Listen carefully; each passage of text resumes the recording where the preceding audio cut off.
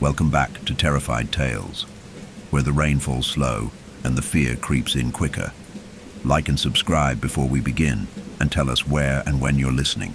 Midnight, alone, that's when they find you. The train cut through the mist like a blade through gauze, slowing as it approached the edge of Waverley Township. Dr. Calla Brenning sat alone in the last car, forehead pressed to the window, her breath fogging the glass. Beyond the rain-streaked pane, she could barely make out the gnarled trees lining the riverbanks, limbs crooked like the hands of beggars reaching into the sky. The conductor passed by without making eye contact. No announcements, no passengers disembarking. Just the hiss of the brakes and the soft, almost apologetic sigh of the doors opening. Waverley hadn't changed much. The old stones of the bridge loomed ahead, slick with algae, crossing a river so black it didn't reflect. A fog clung to it, unnaturally thick even for spring. It coiled around the bridge like it was trying to strangle it. Calla stepped off the train, suitcase in one hand, her field notebook tucked under the other. Her leather boots sank slightly in the wet earth as she moved toward the edge of the station. Platform. She paused. Then it came. Low, hollow, distant. A bell. It echoed through her ribcage, not through the air. No chime tower, no sound wave.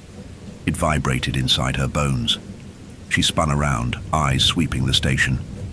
Nothing. No one stirred. Even the breeze had gone still. Calla's hand trembled slightly as she pulled out her phone and opened the voice recorder. Static, and a single, faint tick, like a metronome counting backward. She swallowed hard, pushing the recording to save. Personal note, she whispered aloud. April 3rd, arrived in Waverley, heard the bell. First time in over 20 years. The tolling had haunted her once before on the night Eloise drowned.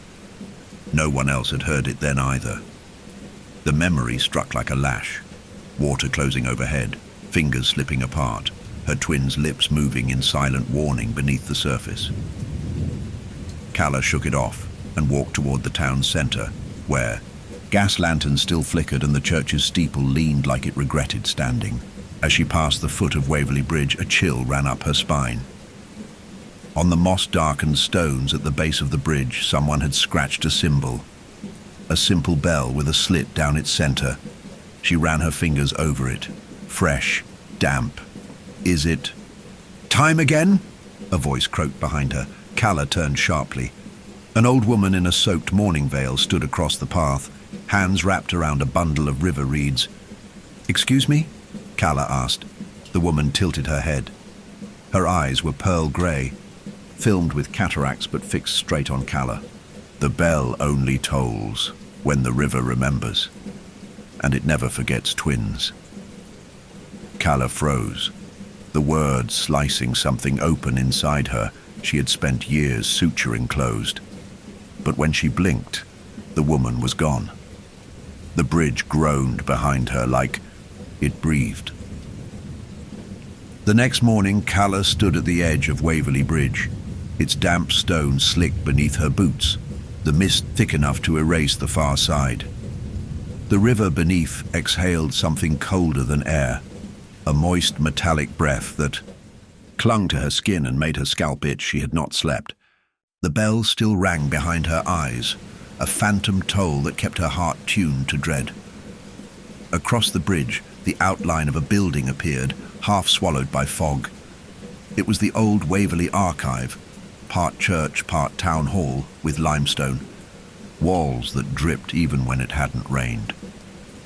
She remembered it from her youth, the place where her mother once told ghost stories disguised as town history. Inside, the archive smelled of mold and aging paper. Dust floated in shafts of watery light, and a long corridor led past rows of warped wooden shelves toward a desk lit by a single yellow lamp. Behind it sat Merrin Caulfield. Her hair was greying now, pulled into a tight bun that accentuated the crow's feet branching from her eyes. She looked up from a cracked leather-bound volume with a glance that saw too much. "You're her," Merrin said simply, her voice like gravel damp with moss. Calla hesitated. "I'm Dr. Calla Brenning. I reached out last month about access to the Waverley folklore records." "I don't need your title," Merrin replied, standing. "You're her, the sister who came back." The air between them thickened, and Calla's fingers gripped her notebook tighter. "I came for research. The bell..." "Still tolling?" Merrin asked. Calla nodded. Merrin stepped closer and handed her an old photograph, black and white, blurred by water damage. It showed Waverley Bridge in a past flood, submerged halfway to the rails. But faintly, below the current, the steeple of a chapel was visible. "No one talks about the chapel anymore," Merrin said. "It sank during the flood of 72, and the bell, if it ever existed, should have rusted to dust by now." "But you believe it still rings," Calla said.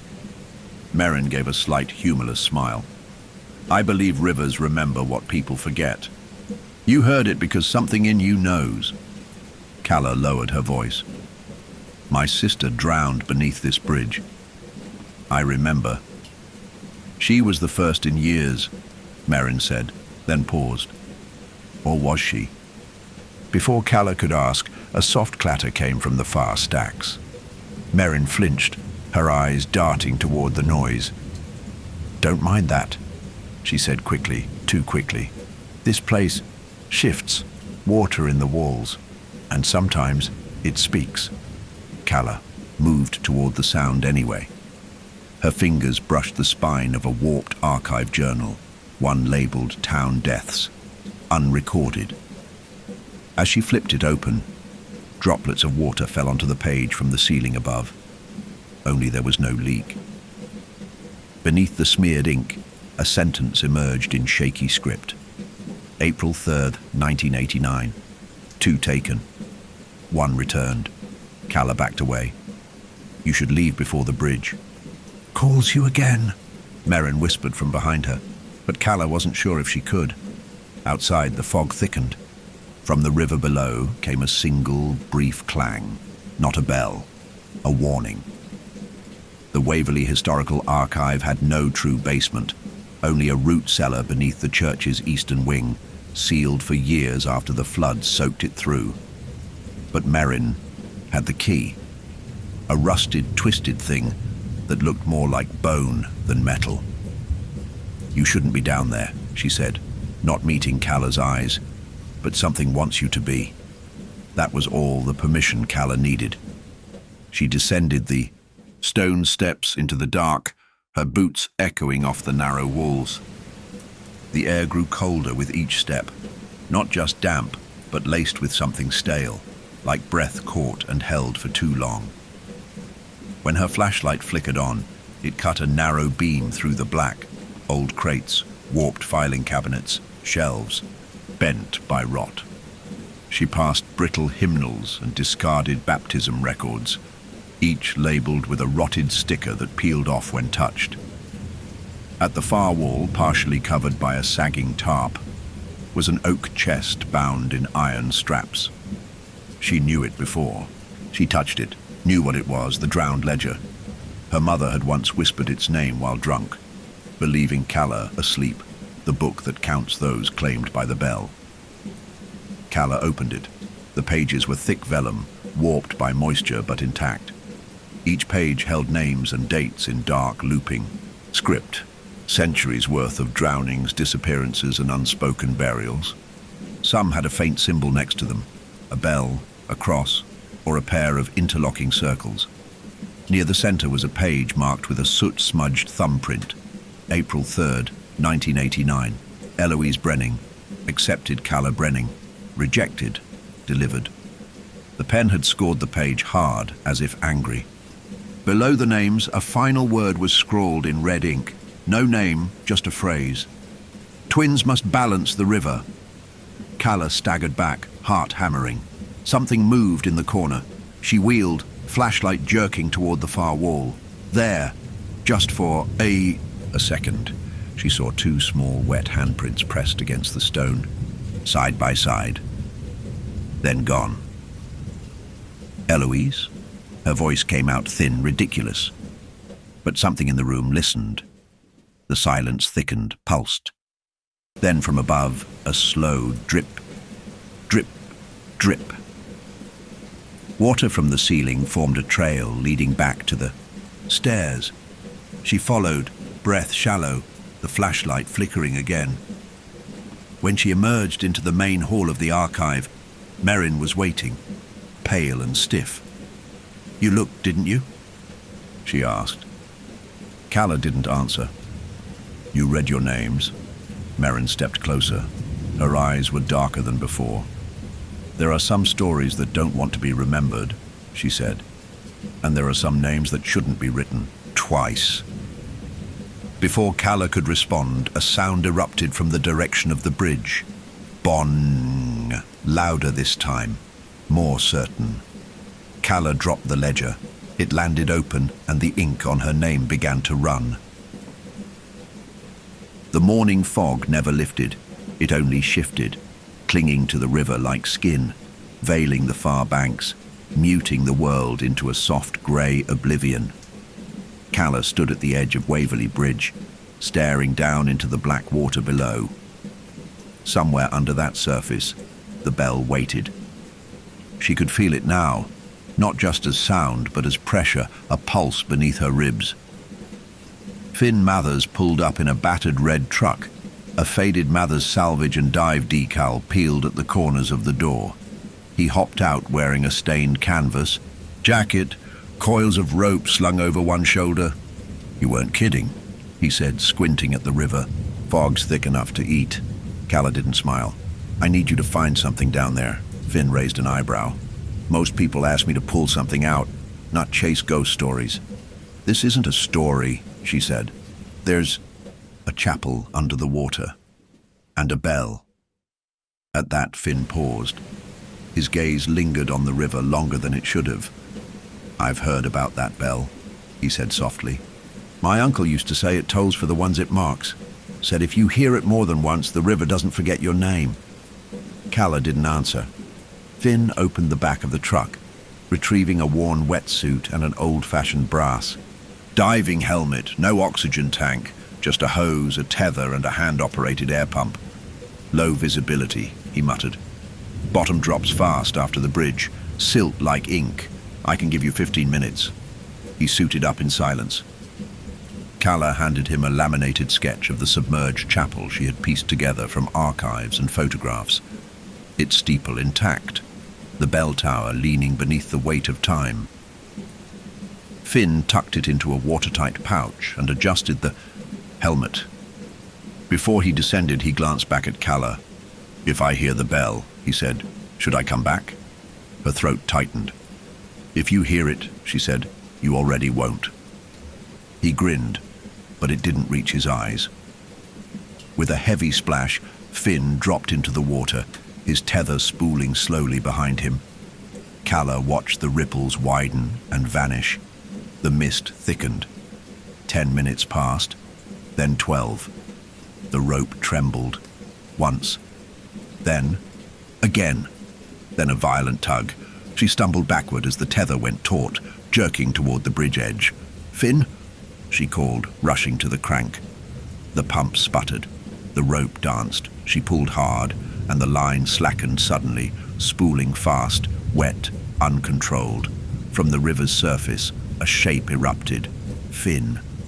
Gasping, coughing black water, his eyes wild with something she hadn't seen before, certainty. He clutched something in his hand, a rusted iron crucifix tangled in riverweed, the metal warped and ringing faintly like a tuning fork.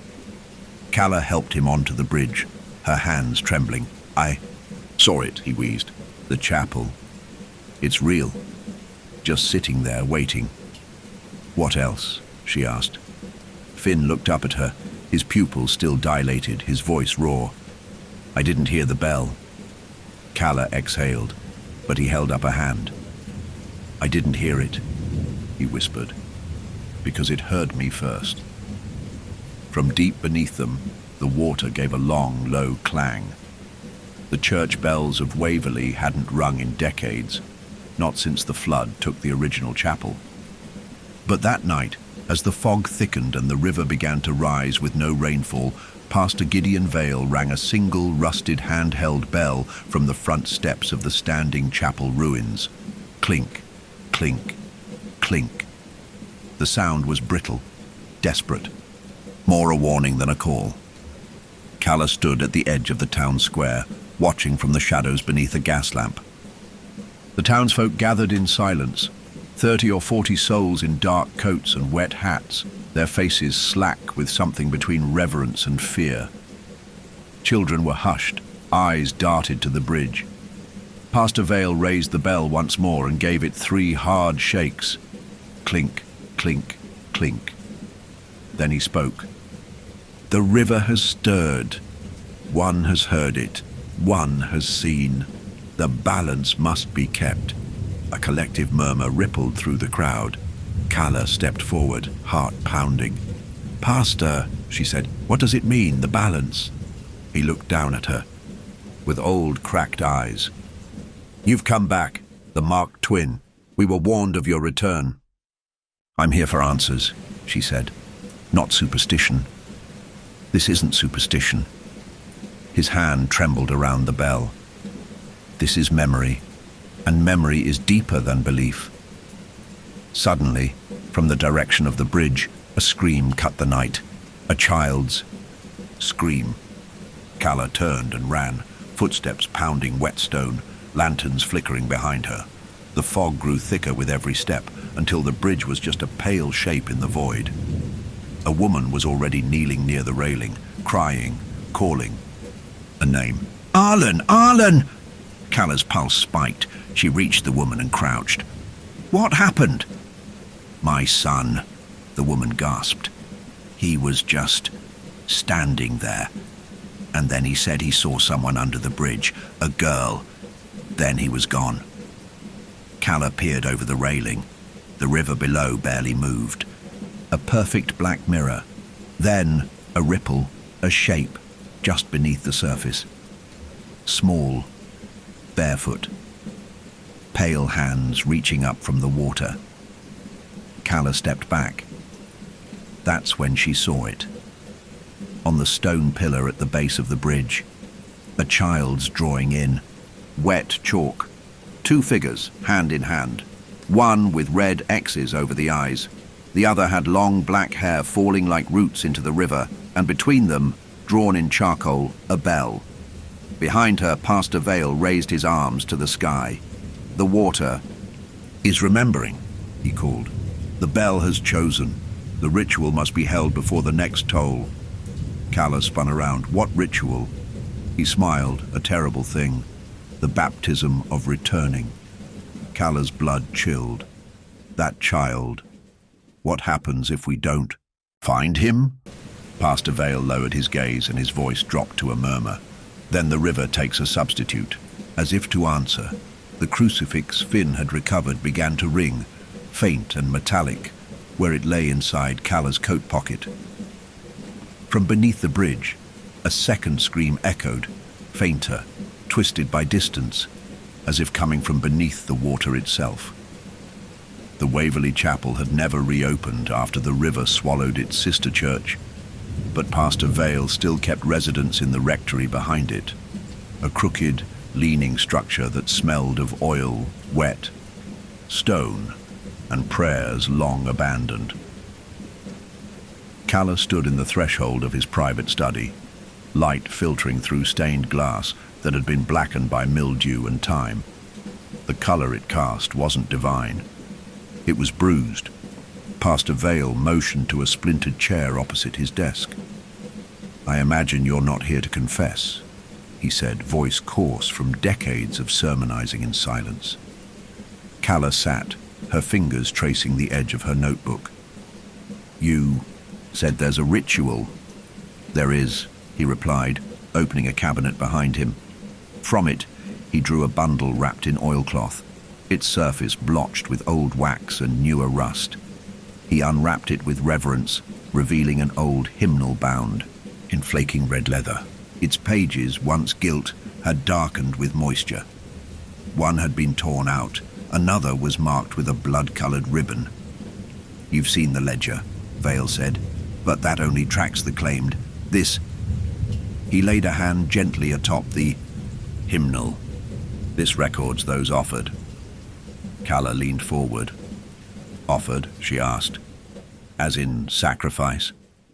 "As in appeasement," he corrected, opening the book to the ribboned page. The song was handwritten, the notes smudged, the lyrics scrawled in a trembling hand. "When the bell shall toll unseen, and waters drag what must be cleaned, then twins or child shall bridge the breach, to hush the bell and what it speaks." Calla stared at the page. There, just beneath the verse, was a child's name, written in blocky letters, the ink smeared by something dark, Eloise Brenning. A date followed, April 3rd, 1989. And beneath it another line had been added, shakier than the rest. A second name, added later, Calla Brenning, crossed out in red. The ink hadn't dried clean. It had congealed, turning to a ruddy rust color that flaked beneath her fingers. "I didn't know this existed," she whispered, "because your mother..." "Never told you," Vale said. Calla's heart stopped. "She brought you both to the river. You and Eloise. Twins, ripe for balance. But the river took only one, and the bell rang out of rhythm ever since." Calla's hands curled into fists. "My mother brought us there?" Vale nodded. "She thought it was the only way to silence the bell for good. But the ritual failed. Your sister was claimed and you..." He looked at her, not without sympathy. "You were rejected." A deep, low humming began in the air. Not from Vale, not from Calla, from the hymnal. Its pages fluttered violently, then fell still. The name Calla had reappeared, but the red line was gone, rewritten. "You've been marked again," Vale whispered. "The bell has changed its mind."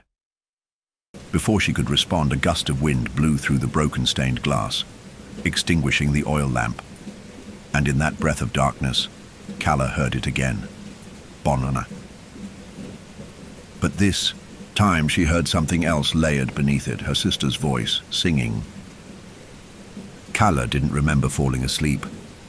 One moment she was in the dim warmth of her rented room above the closed florist's shop. Book of regional hymns clutched to her chest, crucifix on the nightstand. The next, she was somewhere else. Water, lapped gently against stone steps. She stood barefoot at the edge of a riverbank, the earth cold beneath her feet. The fog was thicker here, viscous like breath made solid.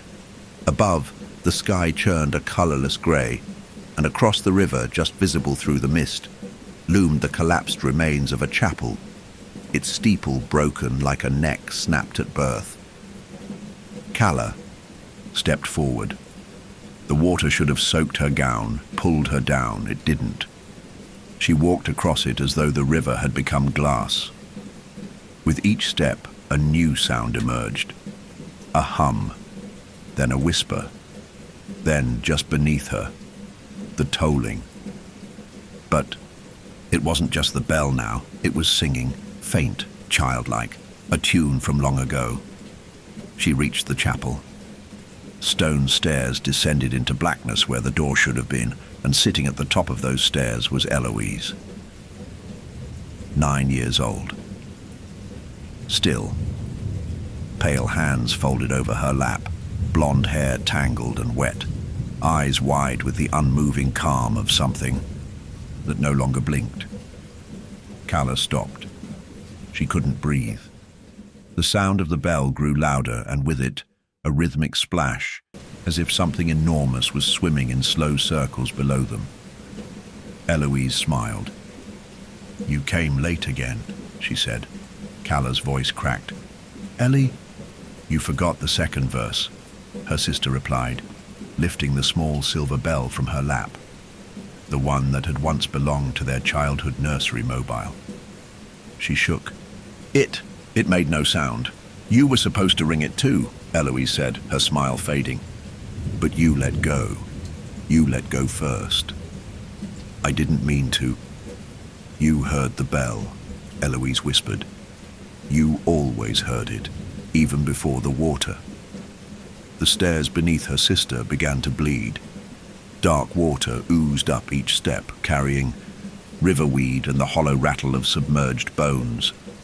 From the pool below came a shape, long-limbed, thin, its fingers brushing the lowest stair. Eloise tilted her head. It wants to sing with you now. Calla stumbled backward, but her feet stuck fast to the chapel floor. The bell in her sister's hand began to glow, not with light, but with memory. Images flashed behind her eyes. Her mother lighting candles, near the river. Her father whispering, only one can carry the name. A cradle split in two. Then, bon! The true bell rang. The chapel cracked at the seams, and the water rushed upward, swallowing them both. Calla screamed as she sank. Eloise's hand reached for hers, but only to pull. And just before everything turned black, her sister whispered, "Next time, don't wake up." Calla jolted upright in bed, drenched in sweat, the crucifix vibrating violently against the nightstand. Wood. Outside, the fog coiled against the windows. She ran to the mirror. There, across her throat, just beneath the skin, was a faint red imprint. Noose-shaped bruise, still wet with river silt. The next morning broke without sunlight, just a dull grey seep that couldn't cut the fog. Calla felt hollow, her limbs heavy, her breath slow, as if something had climbed inside her during the night and hung itself in her lungs. The dream still lingered like a bruise, Eloise's voice echoing between her ears with a tune she almost recognized. She hadn't told anyone about the mark on her neck. Instead, she walked through the empty streets of Waverley to Finn Mather's workshop, a rusting cinder-block building perched crookedly at the river's edge.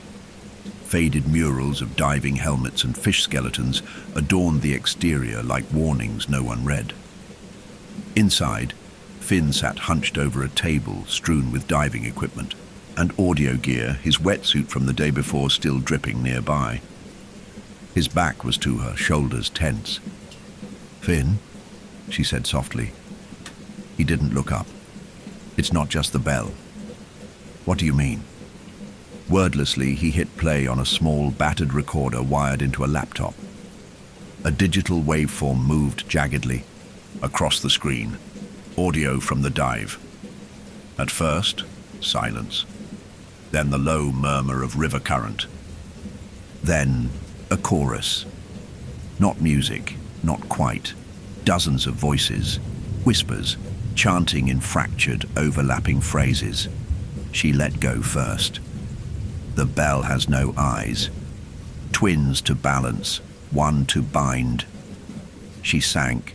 She stayed. The words drifted in and out like sonar pings, fading, returning, sometimes layered with a distant rhythmic toll. One only Calla heard. She sat down, staring at the waveform. "Are they speaking English?" she asked. Finn scrubbed back the audio, isolating a fragment. He looped it, slowed it. "Calla." The voice was clear. She shuddered. "That's my name." "I didn't hear it down there," Finn said, eyes finally lifting to meet hers. "But when I listened back, those voices weren't mine, and something touched my boot, not fish, not current." He leaned closer. "The chapel isn't just sitting down there. It's alive, breathing, full of voices with no mouths." Calla stared at the waveform again. One voice, fainter than the others, began singing the tune from her dream. A lullaby. "Can you isolate that?" she asked. Finn nodded, enhancing the audio, filtering the background. The lullaby became clearer, and under it, the faint ring of a bell, distant, metallic, irregular. Then the computer monitor flickered. Static. The waveform flattened, then spiked, violently as if something screamed into the recorder. Calla stumbled back as the speaker emitted a sharp hiss, then cut out. Smoke trickled from the device. Finn stared at it, stunned. "I didn't touch anything." The lights overhead pulsed once. On the screen, the spectrogram redrew itself, not as audio, but as an image, a crude outline, a chapel, half submerged, with two stick figures inside, one upside down, arms outstretched, the other standing, holding a bell. Calla's throat tightened. Finn whispered, "Did that recorder ever have a camera?" "No," Calla said, voice hollow. "It just remembers what the river gives back." She stood slowly, backing toward the eye. Door. But before they could leave, a final sound emerged from the speaker, warped and slowed to near inhuman depth. Ring it, or drown again. That night the rain returned, not from the sky, but from the earth. Fine droplets slid down walls, pooled in the corners of rooms, and soaked the undersides of floorboards. Calla couldn't sleep. Every sound reminded her of water rising. She left her room at midnight, flashlight and notebook in hand, drawn by a feeling she couldn't name, only follow. She walked beyond the square, past the chapel ruins, through rows of crooked houses too old for memory. The fog was thinner here, as if this far from the bridge, the air refused to carry the river's breath. At the edge of Waverley's outer woodlands stood the remains of her childhood home, the Brenning house. It had not aged. It had curdled. Shingles slid like scales from its slanted roof. The door sagged open as though still gasping from something it witnessed years ago. The porch creaked beneath her weight. Calla stepped inside. The smell of rot and damp cloth overwhelmed her. Her fingers ran along the peeling wallpaper of the hall, past the stairwell where she once dared Eloise to jump from the third step and fly. She turned right, toward what had once been their shared bedroom. It was still pink, barely, streaked and yellowed. The twin beds remained, rusted springs coiled like veins. One still had Eloise's stuffed rabbit sitting atop the mattress, fur matted, ears nibbled at the edges. Calla moved to the wall between the beds. Her flashlight danced across old drawings scrawled in crayon. The two of them, the river, a chapel, a bell. Nothing out of place, until she saw the mark. At eye level, almost perfectly centered, a symbol had been carved into the drywall, deep and careful. A sigil, circular, with an X through its center. A small bell dangling from one arm of the X, a black smudge beneath, almost childlike in design but etched with brutal precision. Calla touched it. The wall pulsed. Once. Then, a gasp escaped her lips. Her palm came away wet, not with paint, not with water, but with something thicker, dark, ink. She stepped back. Her breathing quickened. From behind her, a soft thud. Calla turned. A child's notebook lay on the floor beside the bed. It was Eloise's. The handwriting was unmistakable. She flipped through the pages. Each one repeated the same phrase over and over. Only one twin can echo. At the final page, something new. Added recently. Not a phrase, a list. Names, dozens, all marked with the bell sigil beside them, some crossed out, some still circled. And at the bottom, Calla Brenning, returned unbalanced, and directly beneath. Her name, Arlen Vale. Calla's blood ran cold, Pastor Vale's missing grandson, the child who vanished at the bridge. He hadn't been taken, he'd been named. Calla stood, the air in the room now thick with whispering. She turned toward the hall and froze. A trail of wet footprints led from the bedroom down the stairs. Small, bare, and on the mirror at the end of the hall, scrawled in something black and streaking, "One must tow, one must sink." Calla returned to the chapel ruins at dawn. The town still slept beneath a curtain of fog, But the river was restless, its surface rippling with no wind, as if something beneath had begun to stir. The mist no longer felt passive. It pulsed in, slow, deliberate waves, like breath. She passed the scorched door of the rectory. A faint smell of ash and myrrh clung to the walls. Inside, Pastor Gideon Vale sat in a pew, hunched over a cloth bundle clutched to his chest. He didn't look up when she entered. "You found the names," he said flatly. Calla stepped into the nave. The cracked, stained glass filtered weak light across his face, revealing sunken eyes and fresh tear streaks. In his lap sat Arlen's worn blue shoes, still wet. "You knew your grandson was marked," she said. "You let him play at the bridge. You knew he'd vanish." His voice cracked. "I didn't know when.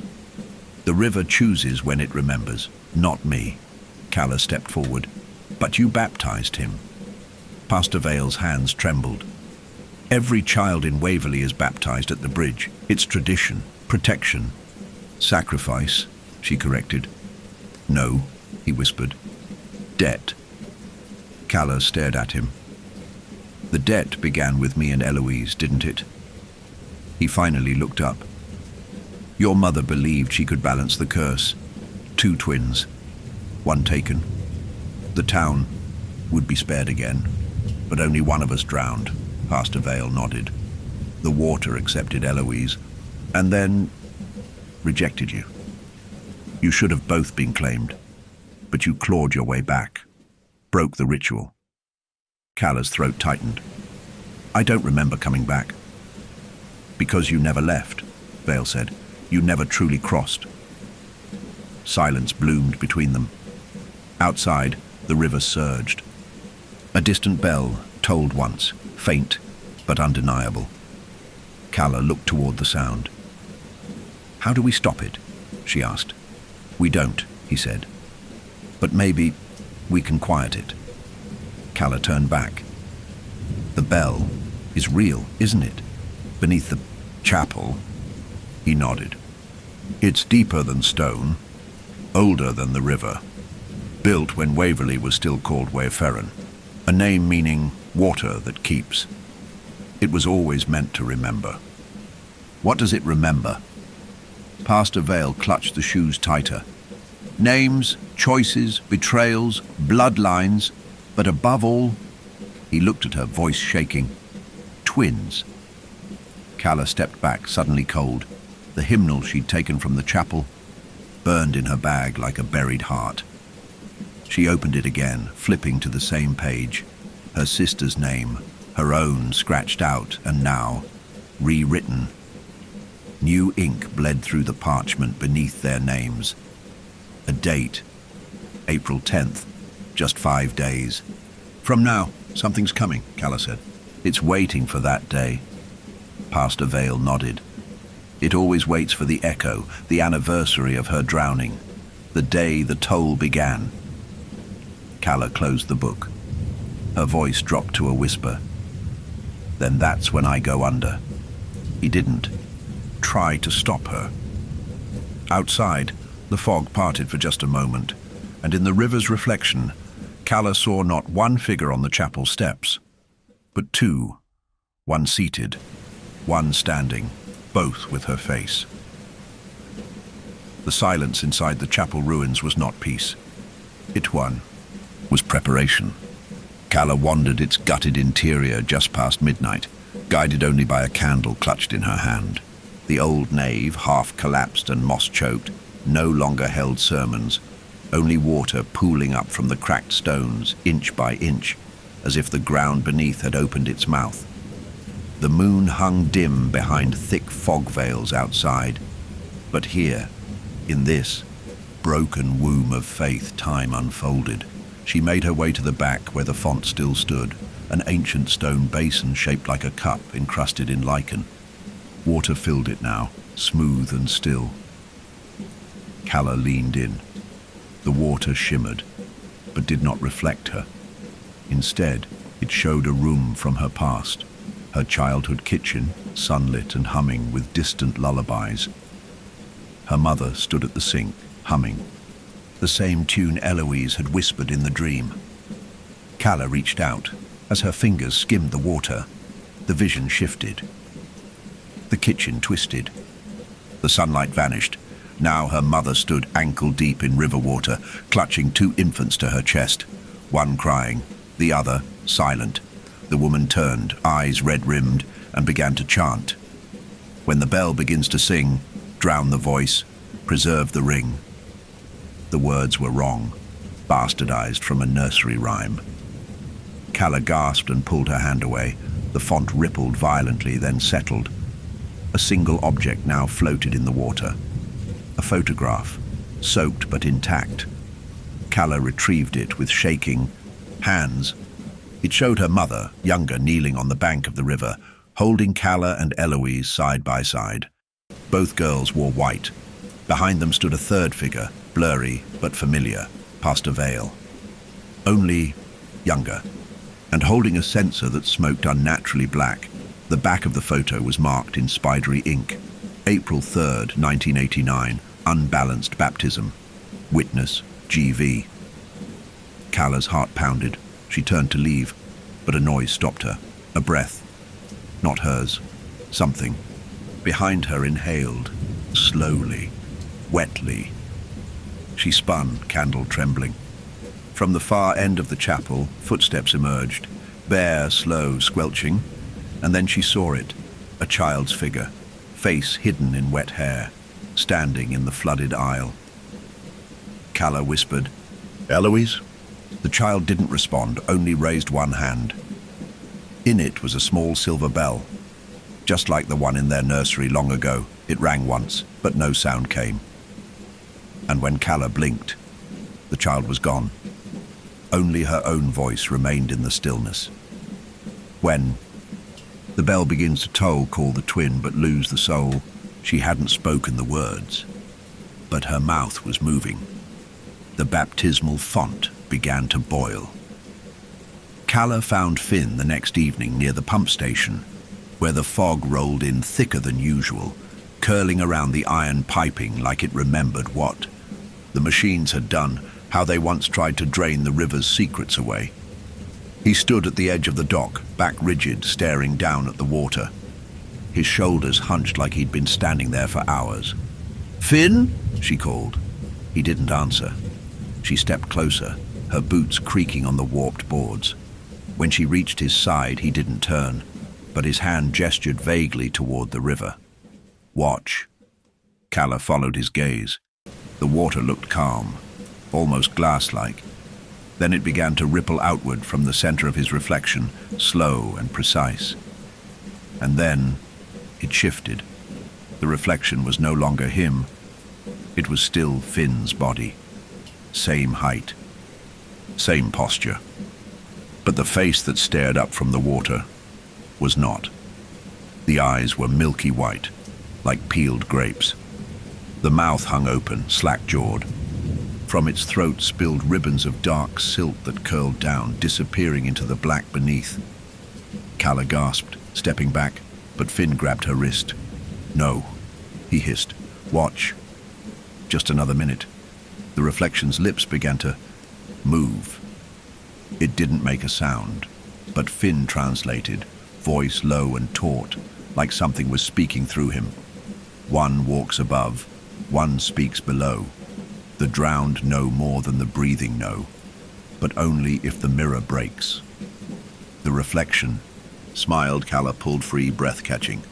"Finn, that's not you." "No," he murmured. "But it's watching me from the other side now. Every time I look into water, it's waiting, learning." He turned to her finally. His eyes were bloodshot, his lips pale. "It's using me, Calla."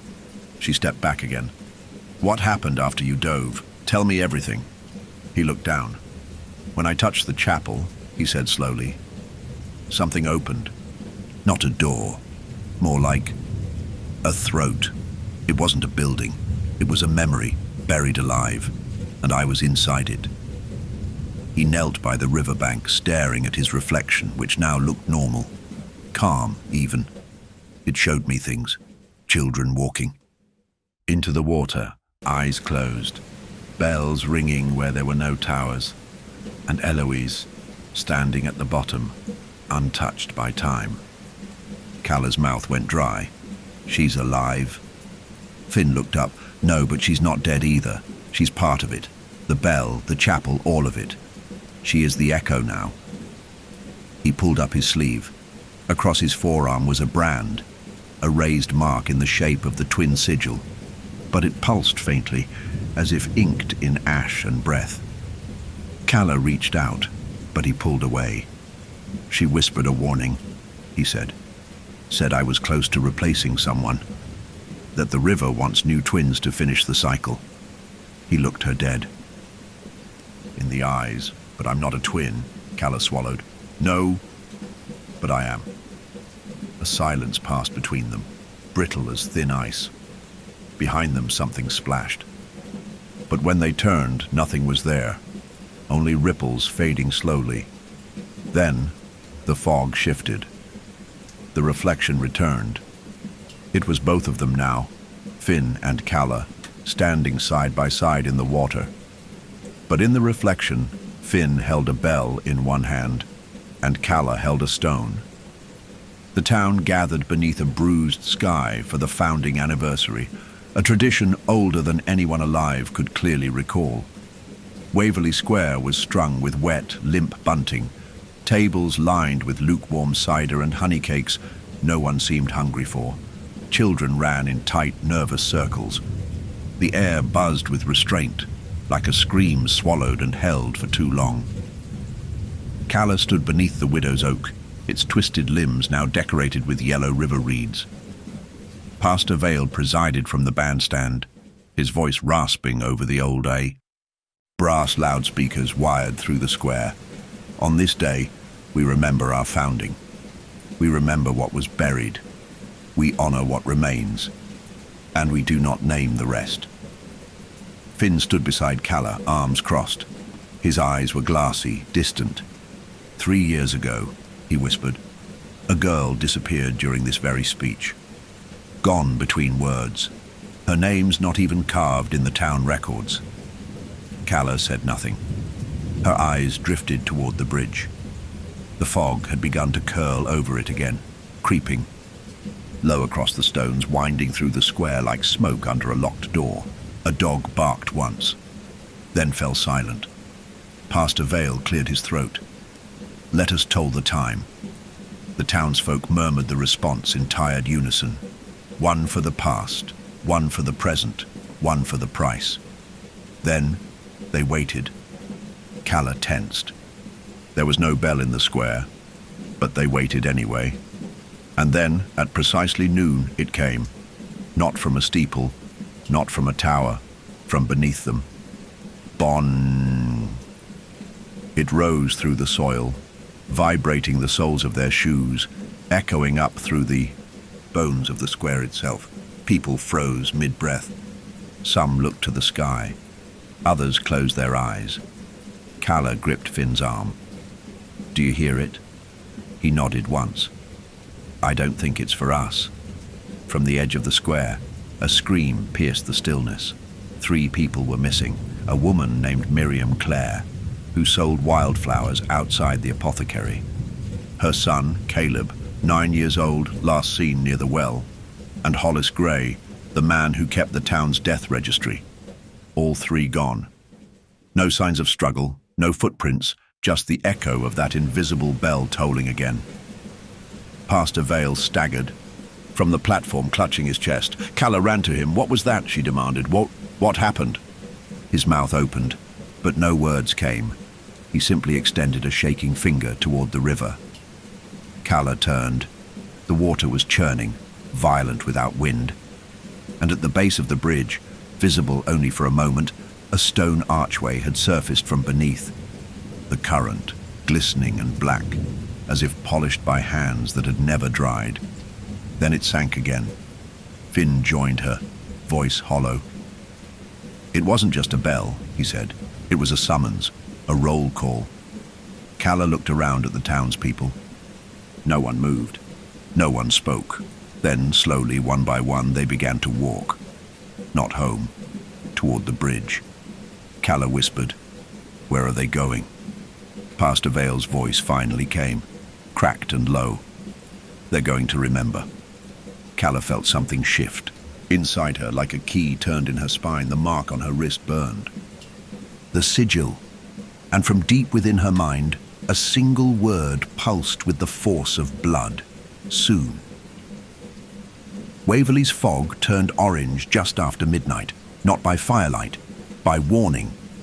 The scent of smoke crept in from the east, acrid and sudden, cutting through the stagnant air like a blade. Calla and Finn stood at the top of the hill overlooking the archive, the old stone building that housed everything the town refused to forget, but never spoke aloud. Now, its windows glowed red from within. "No," Calla murmured, and ran. They reached the front door as glass shattered outward, flames licking through the cracks in the roof tiles. The air was dry here, too dry for Waverley, and the heat radiated off the stone as if the building were being consumed from within, not by fire, but by memory combusting. Calla pounded on the door. "Merrin," no answer. Finn grabbed the rusted handle and pulled. It gave way with a groan, revealing a corridor thick with smoke and ember glow. Shelves had collapsed, books bled ash, and at the far end, beneath a crumbling wooden beam, Merrin. Caulfield sat upright on the floor, cradling something in her lap. "Merrin." Calla shouted, running toward her, but the closer she got, the more the heat fought her, a wall of blistering air. "Merrin, get out!" Merrin didn't move. Her eyes were open, but they did not see. Her pupils had gone white, filmed with soot, or cataract, or something more unnatural. "Merrin!" Calla knelt beside her, coughing. "What happened?" Merrin blinked slowly. Her mouth moved, cracked and trembling. "I opened it," she said. I shouldn't have opened it again." Calla looked down. Merrin held a scorched black folio in her lap, sealed with an iron clasp that had half melted. The edges were burnt, but the sigil on the cover remained, the bell with the slit. Calla reached for it, but Merrin recoiled, clutching it tighter. "It's not a book," Merrin whispered. "It's a memory cage. That's what they built it for." "What was inside?" Calla asked, her throat raw. "Names," she said. "Songs. A record of every sacrifice since the bell first rang. The first twins, the original toll." She coughed hard, and a ribbon of soot fell from her mouth. "I read too far. The further you go back, the more the memories fight. They burn their way out." Behind them, a bookshelf collapsed in a burst of sparks. "Finn!" Calla shouted. He appeared through the smoke, eyes watering, coat over his mouth. "Help me get her out." But Merrin shook her head. No, I'm part of it now. I see it. I remember too much to leave." She reached up, trembling, and pressed something into Calla's hand. A fragment of vellum, old, frayed. On it, a sketch, 2 bells, mirrored, 1 cracked, and between them, a girl kneeling over a submerged altar. Merrin's voice dropped to a murmur. "The bell doesn't just toll for the dead. It tolls to choose. And once it's chosen, you either ring it," she looked directly at Calla, "or drown beneath it." The fire surged behind them. Finn grabbed Calla's arm. "We have to go." Calla hesitated, then took the page and ran with him into the night, the archive collapsing. Behind them, with a roar like 100 bells ringing at once. From the street, the flames didn't rise like smoke. They spiraled upward, in perfect circles, like the shape of a bell's mouth, open wide. The next morning broke sharp and soundless. No birds, no voices. Even the river had gone quiet, like it was waiting to speak next. Calla stood alone in Merrin's burned archive site. What little remained had cooled overnight into shapes that no longer resembled books. Ashes clumped like failed thoughts. Only A few melted plaques on the wall were legible, and one bore an inscription Calla had never noticed before. "The bell is only heavy when remembered." She turned the phrase over in her mind as she cradled the scorched vellum fragment Merrin had given her. The drawing showed two mirrored bells, one whole, one cracked, and a figure kneeling between them. The cracked bell bled dark ink into the paper like it had once wept. The wind picked up. It carried something, a hum, not quite music, not a voice. Bone, tiny bones clattering against one another, hollow, like wind chimes made from ribs. Calla looked up. A trail of tied objects dangled from the trees along the riverbank. Bird skeletons, deer vertebrae, dolls with open chests, all strung together with what looked like braided hair. Someone, or something, had hung them overnight. They swayed in rhythm, gently ringing. Calla followed the path they traced along the tree line until she reached the old Brenning family mausoleum, hidden behind ivy and nearly forgotten. She hadn't been here since the funeral, her mother's funeral. She pushed open the iron gate. The interior was choked with dust and mildew. Niches lined the walls, most still empty. But the Brenning crest was carved into the floor. Two identical girls in profile, heads bowed under a bell suspended between them. She knelt, fingers tracing the stone. And then, movement. Behind the central plaque, a faint click. A mechanism. She pushed. The stone slid inward with a groan of time itself, revealing a shallow compartment. Inside, wrapped in oilcloth and bound with a red cord, was a letter. It was addressed to her, Calla. If you're reading this, then the toll never stopped. She unfolded the parchment with trembling fingers. The handwriting was unmistakably her mother's. You were meant to be offered together, but one of you held on, and one of you let go. I tried to restore the balance. I tried everything. The river took Eloise and marked you as a failure. But that mark was never erased, only buried. Do you remember the bone dolls we used to make? You thought they were crafts. They were warnings. The bells inside were real ones. Ring one, and the chapel opens again. Ring both, and the toll resets. But you must choose the voice, Calla, yours or hers. A drop of water struck the page. Then another. She looked up. Condensation ran down the walls, but the ceiling was dry. It was weeping upward, as though the water was rising from beneath the tomb. Suddenly her name was whispered, low and intimate. Calla. She turned sharply. No one. But the tomb's far corner had grown dark. In that corner, something shifted. A figure, just barely visible, crouched, thin, its head twisted at an unnatural angle, and in its hand, a bone bell, silent and heavy. Calla backed toward the exit. But before she left, she saw the plaque beneath her mother's name. It had been carved with a fresh date, April 10th. Her mother's death hadn't been from illness. It had been timed. Calla fled the tomb, the wind screaming behind her, rattling the bone chimes into 1,000 ringless tolls. As she emerged into the grey daylight, she knew the chapel would open again in 2 nights, and she would be expected. Still here? Brave. Or maybe you just like the feeling of being watched. Like, subscribe, and drop your time and location in the comments, so we know who's still out there. Now breathe slow.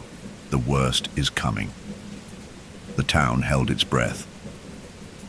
April 9th came with no sun, only a dense woolen sky sagging with moisture. The air reeked of silt and iron. Every window facing the river was shuttered, curtains drawn, doors bolted not from fear of intrusion but from the burden of watching. Calla stood alone at the foot of Waverley Bridge in a white dress that wasn't hers. It was her mother's. She had found it folded on her bed that morning, pristine despite the ash that still clung to her skin from Merrin's fire.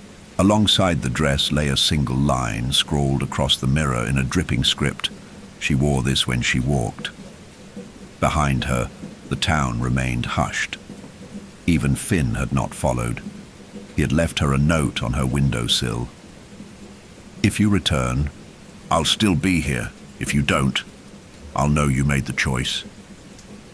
Calla stepped onto the bridge. The fog parted before her like parting curtains, dense but obedient.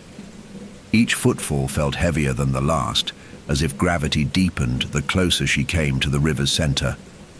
Waiting at the midpoint, surrounded by pale blue candles and dried river lilies, was Pastor Vale. He had aged decades since the last toll. The skin around his eyes hung like paper.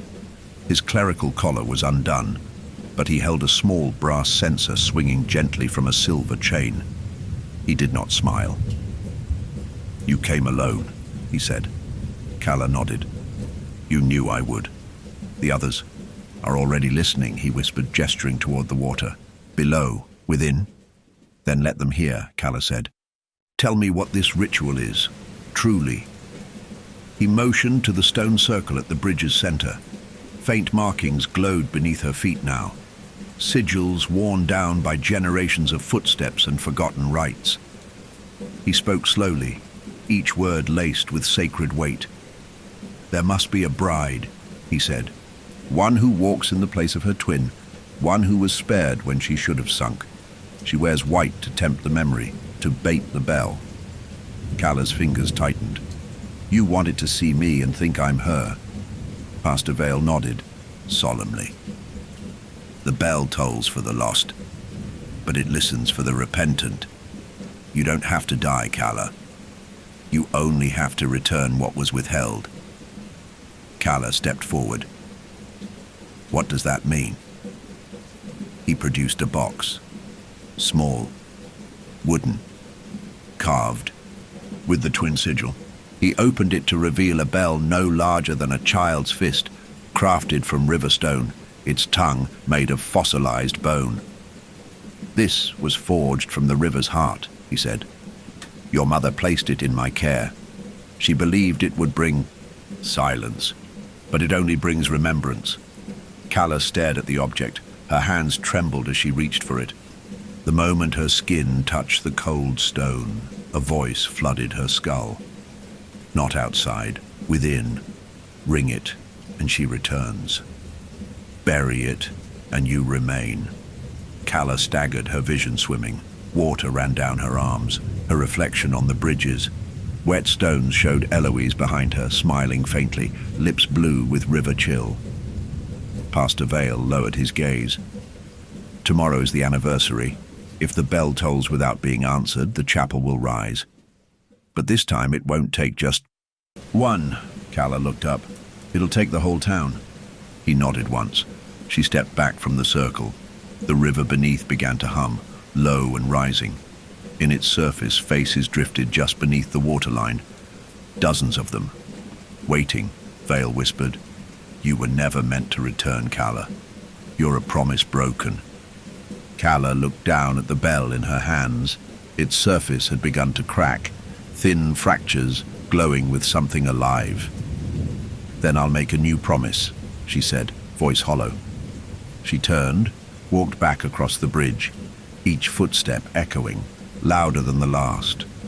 And behind her, the candles snuffed out all at once, leaving only the sound of water pulling inward, as if the river was inhaling. The river never slept the night before the toll. It remembered. And now, it was remembering everything. Calla woke to a sound that came from inside her. A wet gasp, not hers, echoing up from her lungs like she had nearly drowned in silence. She staggered to the basin, splashing cold water on her face. But the mirror didn't reflect her. It reflected a room she didn't know, filled with candlelight, shadow, and standing water that reached her knees. She blinked. and it was gone. The ritual bell, carved of stone and bone, sat heavy in her hand. Since receiving it from Pastor Vale, she had not let it go, not even to sleep. Its cracks had widened in the night, hairline fractures forming symbols she didn't recognize. One of them pulsed softly when she looked too long, like a breathing. A knock at her door. She opened it. Finn stood there, soaked through, eyes wide, face pale. He didn't speak, just lifted his arm. There, on his skin, was a new sigil. Not the twin bell, a spiral, bleeding from the center outward, like a whirlpool or an open mouth. "Where did you get that?" Calla asked, her voice a whisper. "I didn't get it," he said. "I remembered it." Calla's blood went cold. "I had another dream," he said, stepping inside. "Or not a dream, a return." He sank into the chair like his bones had betrayed him. "I saw the chapel again. Only this time, I wasn't outside it. I was underneath, walking through the nave, but the floor was all water, and the pews were filled with them. Them." He nodded. The taken, hollow-eyed, faces blurred by motion, and at the altar, there were two girls.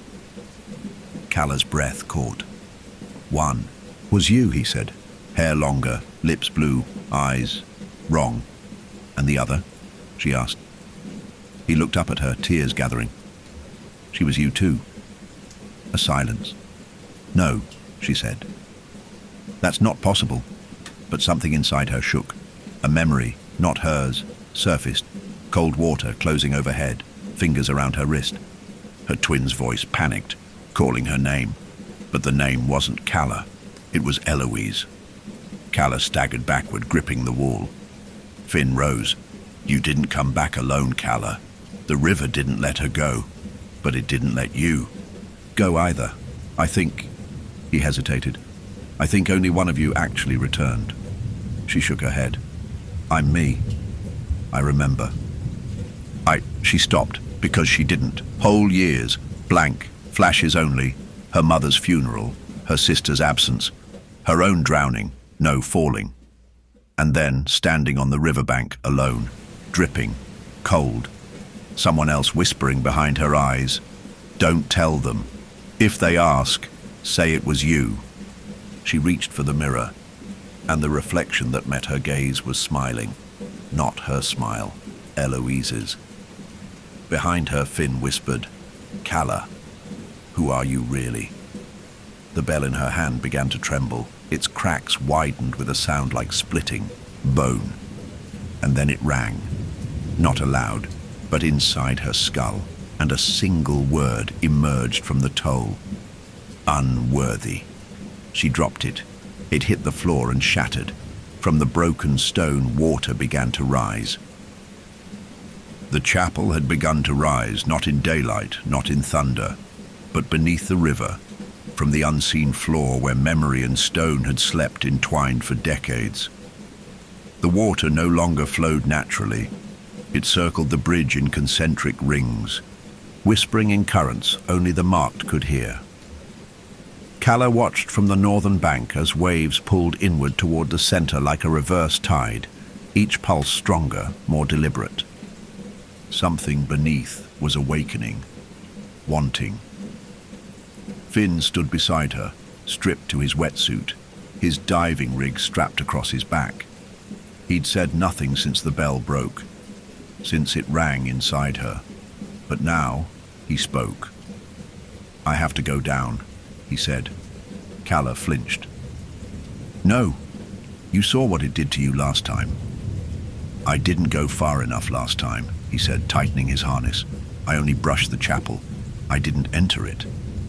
"You think going back will change something?" Finn turned to her, eyes full of whatever threadbare courage remains before someone becomes a name on a stone. "I saw both of you in the vision," he said. "Calla and Eloise. And I don't think it's you the river wants to drown." "What does that mean?" He stepped closer. "It means if I can reach the altar, if I can find what your mother tried to leave there, I can end the toll." "What?" was left there. He looked down. A twin's last breath, still waiting to be claimed. The fog behind them thickened. The river hissed. "Give me 15 minutes," he said. Calla reached for him. "Don't do this alone." He gave a half smile. "I already did. I just didn't remember it until now." Then he dove. The splash barely rippled. Calla crouched by the edge, watching the air bubbles rise, her ears filled not with sound, but with pressure, like the river was straining to contain a scream. Minutes passed. 5, 8, 12. Then, the surface rippled again, and Finn emerged. Only he wasn't swimming. He floated, face up, eyes wide, mouth open in a perfect circle of silence. Calla screamed, wading in, dragging his body to the bank. His skin was cold, but his chest, warm. A heartbeat, faint. She leaned in. "Finn?"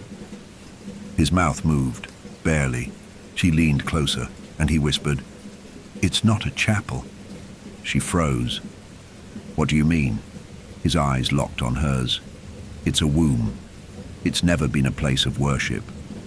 It's been a place of rebirth. The river doesn't bury memory, it gestates it." He coughed. "River water, blood, something black." "I saw her. Not Eloise, you. The other you. She's complete down there. Not broken like you, not afraid. She's been waiting, and she's ringing the bell herself now." He reached into his suit, pulled out an object, a chunk of bone, shaped like a jaw, marked with a sigil that was moving like ink bleeding through skin. "I took this from the altar," he said. Then, his spine arched violently, his head jerked back with a sickening snap.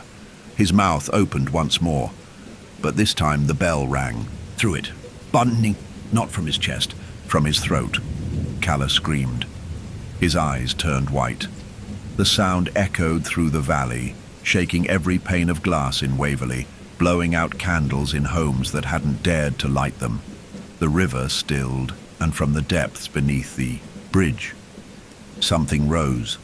Not a structure, not a shape, but a presence that towered inside the fog, cloaked in water, speaking through every reflection. The bride is not enough. The sister must complete.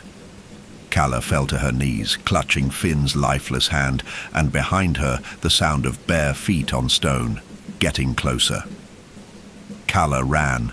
The air had grown thick with moisture that didn't fall. It hovered, clung, obeyed. Fog streamed up from the river, not like vapor, but like something being exhaled from below, as though the chapel, or whatever wasn't the chapel, had drawn its first true breath in decades, and now it was breathing her name back out. Calla. It rolled along the rooftops, slithered between trees, pressed its weight against doors and windows. As she fled up the hill toward the old water tower, the fog followed, twisting into limbs at the edges of her vision. Hands that reached and retracted. Faces that dissolved when stared at directly, and always just ahead of her, one figure remained constant.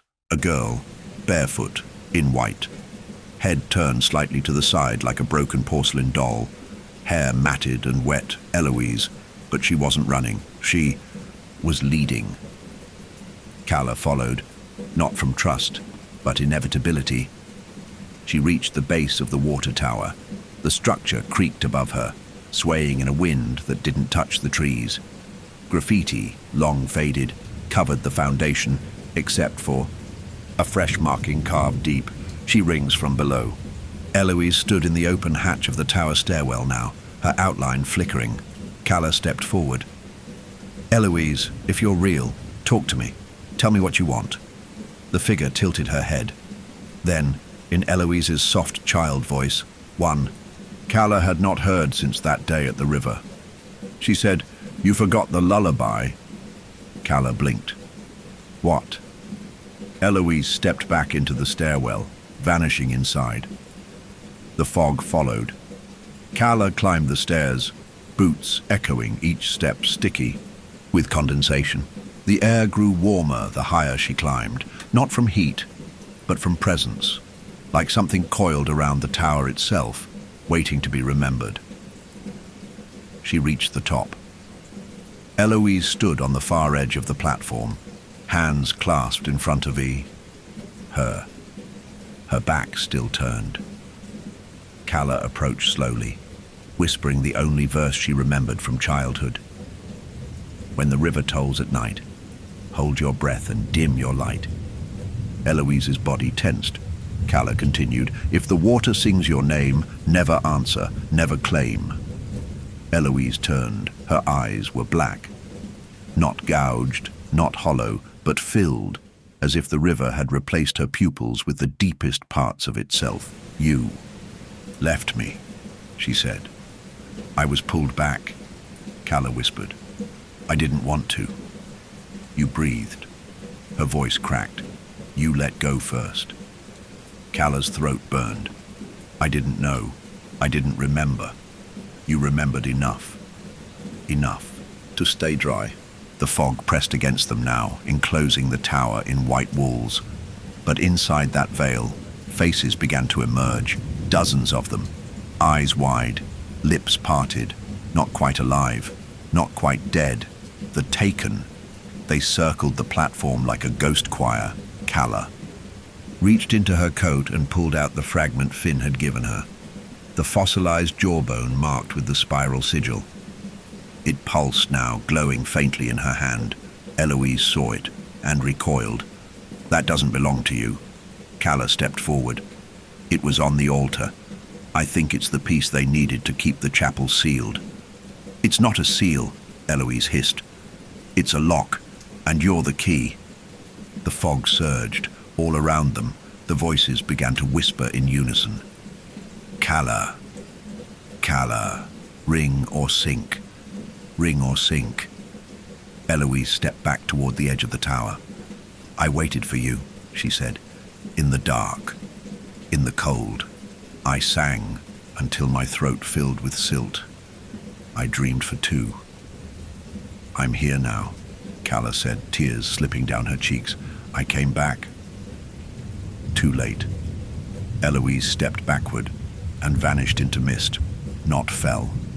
Not leapt. Dispersed. And the fog rushed into the empty space, howling downward, pouring from the tower like a storm cloud inverted. Calla screamed, and every window in Waverley shattered at once. Inside, every pane had been etched, by what or who, no one knew. A single symbol, a bell, cracked, ringing upward. It began just after midnight. The river surged without warning, no rain, no wind, just a silent, sudden pull. Water evacuated the far banks, slapping hard against the bridge's undercarriage before spiraling backward into the current's hungry core. Calla stood barefoot on the chapel's crumbled front steps, her soaked dress clinging to her legs, the fossilized jawbone still pulsing in her palm. And then it rose. Not the chapel. The bell. A mass of black metal surfaced from the water like a leviathan's heart, crusted with barnacle and bone, crowned with moss. But it didn't bob or sway. It floated. It hovered just above the river's surface, humming with a deep, low frequency, sound like a heartbeat heard from inside a mother's womb. It turned slowly, though no wind moved, revealing carvings etched deep into its surface. Twin girls in relief, a chapel engulfed in roots, a woman offering a child into the current. It had no clapper. It tolled without striking. From every corner of Waverley, townspeople emerged, some barefoot, some in nightgowns, some weeping, most silent. They were called, drawn to the bridge like moths to the breath of flame. Even those too old to walk came, staggering forward, eyes glazed in dream logic. Pastor Vale stood at the head of the bridge, arms outstretched, his mouth moving in silent prayer. But no words escaped. Calla saw Finn's body lying at the far edge, where she'd left him. His jaw slack, his limbs askew. But something in his face had changed. Serenity or resignation, she couldn't tell. The bell began to vibrate. Calla stepped forward. At once, the water beneath it parted, forming a ring around its base, revealing the top of the submerged chapel. But it was no longer ruined, whole, restored, stone clean and wet. Stained glass flickering behind its eyes like firelight under skin. And inside the arch of the doorway stood Eloise, older now, Calla's age, dressed in a waterlogged bridal gown stitched with root and thread. Her feet were bare. Her smile was slow. "You took everything I could have been," she said. "So now I've taken what you were." "You're not real," Calla said. "I'm what's left. Of you, of me, of Mother's plan. I waited while you forgot." Calla held the jawbone tight. "This is what you're afraid of," she said. "This peace. You think it will stop you." Eloise stepped forward, her voice a whisper that passed through skin instead of air. "No, Calla, that's not fear. That's invitation." And behind her, inside the chapel, the pews filled with the taken, all staring forward, mouths moving in unison, though no sound emerged. They weren't singing, they were echoing, mimicking. Their mouths shaped the word, return. The bell turned again, slowly, its carving shifting subtly. Now the twin girls in relief were not offering. They were fighting, one pushing the other down. Calla's knees buckled. The ground below her trembled. Eloise extended her hand. "Come inside," she said. "You've rung enough, now it's time to listen." Suddenly the sky cracked, not with lightning but with sound. The bell tolled. Once, twice. The third toll bent the air, shattered birds in mid-flight, split glass from cellar to steeple. The fog flattened beneath it, rippling like cloth. Calla looked back. Every person on the bridge was kneeling, eyes closed, arms outstretched, willing. The bell had become God, and Calla. She stood at the river's edge, jawbone in hand, sister in front, and below them both, the chapel opened its doors. Calla stepped across the water, not into it, across it. The river had stilled to a perfect black mirror beneath the bell, and the surface gave way under her feet like wet glass, rippling but holding. With each step, the hum of the bell deepened behind her ribcage, reshaping her heartbeat to its rhythm. She no longer needed to wonder if she had been chosen. She was the toll. Behind her, Waverley knelt in trance, men, women, children, all bent. In reverence, eyes rolled upward, lips parted. They did not breathe. They did not blink. The bridge had become a pier to another world, a place between sound and drowning. The chapel, no, the womb, as Finn had called it, loomed before her now. Its doors swung open on hinges that made no sound, revealing a nave of water where pews floated half submerged. Candles burned under the surface without smoke, casting flickering constellations across the walls. And there at the altar stood Eloise, full-grown, dressed in bridal white, gown soaked to the waist. Her eyes glowed faintly, pupils black as river, stones. Her voice came not from her mouth but from the walls. "From the water. Do you know what I became?" Eloise asked. Calla swallowed, stepping into the nave. "Not dead. Not alive either," she said. "I am the memory the town refused to forget. I am the breath they held while you breathed again. I am the part of you you buried in your return." Calla stared at her twin. "You think I chose to leave you?" she said. "You think I knew what I was giving up?" "You let go first," Eloise whispered. "I was a child." "We were twins," Eloise replied. One soul in mirror, one voice in echo. Her fingers stretched outward, but the bell wants a final tone, and it cannot ring from one. Calla took another step. The jawbone, smooth, warm, throbbed in her palm like a second heart. The spiral, carved into it, shimmered faintly with every breath. "I have a choice," Calla said. "Don't I?" Yes, Eloise said. That's why you're here. Calla looked down. 2 altars had emerged from the water. One held a mirror, cracked, reflecting both sisters, one half in light, one half in shadow. The other held a stone bell, identical to the one she shattered. You can ring the bell, Eloise said, and join me. Restore what was broken, balance the echo. Or, place the jaw in the mirror, she replied, and you walk free, alone. The memory dies. The toll ends forever. Calla closed her eyes. Around her, the water whispered. Faces moved beneath the surface. Finn, her mother, Arlen, Merrin, the Taken. They would remain unless... She stepped between the altars. She raised the jawbone in one hand, the mirror in the other. Tears welled in her eyes.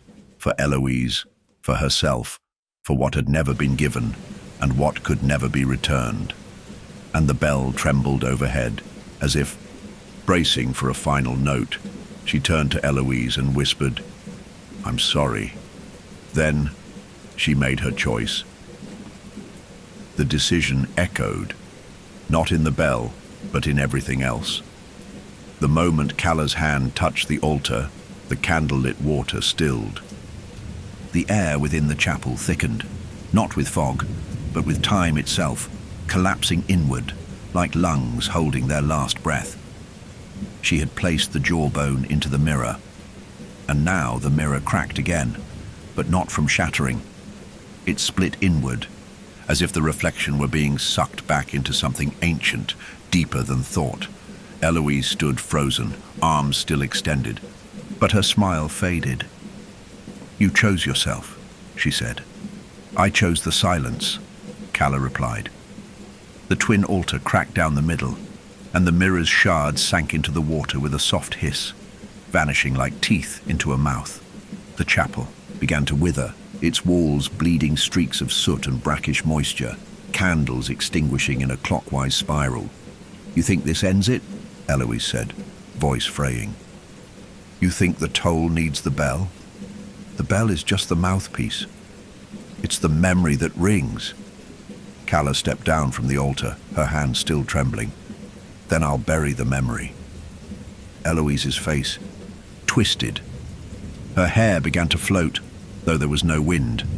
Her skin turned pale, not deathly, but translucent, like parchment soaked too long.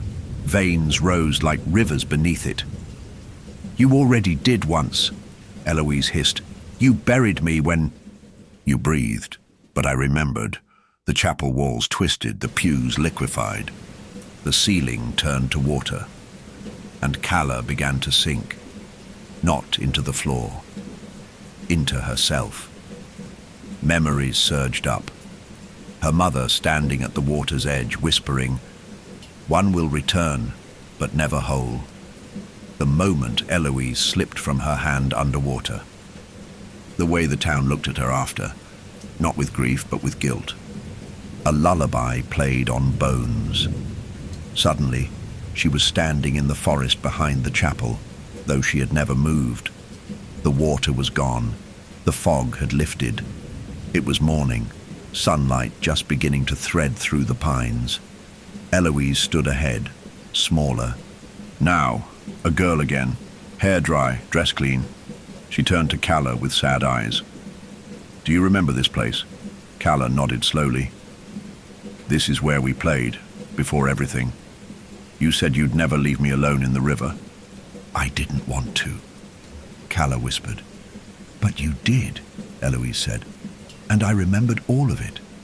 A breeze passed between them.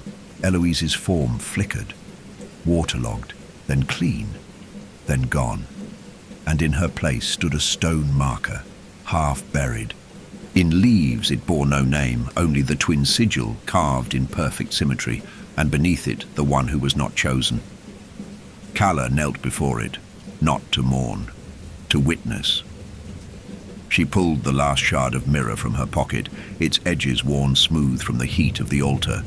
She laid it on the grave. The wind howled once, then ceased. Somewhere deep within the trees, a bell creaked, But it did not ring, not this time, and from beneath the soil the earth exhaled, one final sigh. The silence in Waverley was unnatural, not peaceful. It was the silence of evacuation, as if the town itself had sucked in its breath, unsure whether to sigh or scream. Calla walked the empty roads, each step echoing through streets where windows had been shattered just the night before. Candles guttered in doorways, left behind like unfinished prayers. She passed houses that felt stripped, not of furniture or people, but of intention. As if every home had given up, pretending it wasn't waiting for something to end. She turned toward the cemetery. It was there, beyond the scorched grass and fog-wilted flowers, that they had brought Merrin Caulfield, not for burial, for dying. Calla found her beneath the widow's oak, propped in a chair, wrapped in shawls, her eyes fluttering open and closed like wind-blown shutters. Her skin had the pale translucence of parchment, creased, soft, almost luminous. The fire hadn't killed her, not quite, but it had taken something else. Memory, or rather, the barrier between hers and everyone else's. Calla knelt beside her. "Merrin," she whispered. "Can you hear me?" The old woman stirred. Her voice came like dry leaves brushing stone. "I thought it would be the bell," she murmured. But it wasn't. "What was it?" Calla asked. Merrin turned her eyes to the trees overhead. "It was you." Calla's heart stumbled. "I never wanted this," she said. "I know," Merrin replied. "But the river doesn't care what you want. It only remembers what you forget." Calla reached for her hand. It was cold, fragile, but not gone. I placed the jawbone in the mirror. I ended the cycle. Merrin blinked. "No, you chose to. Remember, that's not the same." "I don't understand." Merrin exhaled slowly. "They tried to seal it. Your mother, Pastor Vale, even me. We thought if we buried the memory we could silence the echo, but we never realized." She looked at Calla, eyes sharp for a moment. "The bell isn't what cursed us." Calla's breath caught. "Then what did?" Merrin smiled faintly, the corners of her mouth barely rising. "Guilt." The word trembled in the air between them. "It grows like mold," Merrin said. "It fills every silence. Your town built a ritual to forget a mistake, and every time you remembered, it punished you. Not with ghosts, with repetition." She coughed. Dark flecks touched her lips. Calla held her hand tighter. "What happens now?" Merrin's pupils began to fade, her voice thinning. "You're the first to remember and survive. The toll was never meant to end. It was meant to transfer." Calla's eyes widened. "Transfer what?" "Stewardship," Merrin said.